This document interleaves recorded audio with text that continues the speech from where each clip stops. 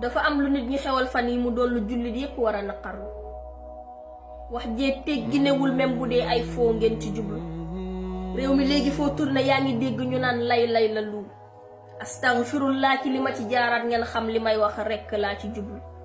jël turu yàlla bi gën a màgg soppi waxin ba ndax doon na lu jaadu te ay jullit ñoo koy wax di ree mbir mi dama gisul sax lu ci xorom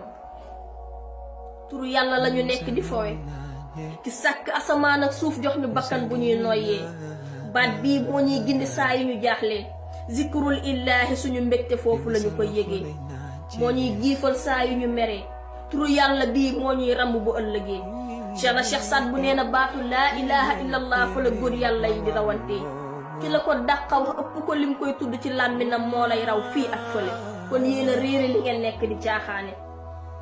billaahi da ngeen a xamul waaye li ngeen di fooyee nii sax dafa daganul tegginewul te jaaduwul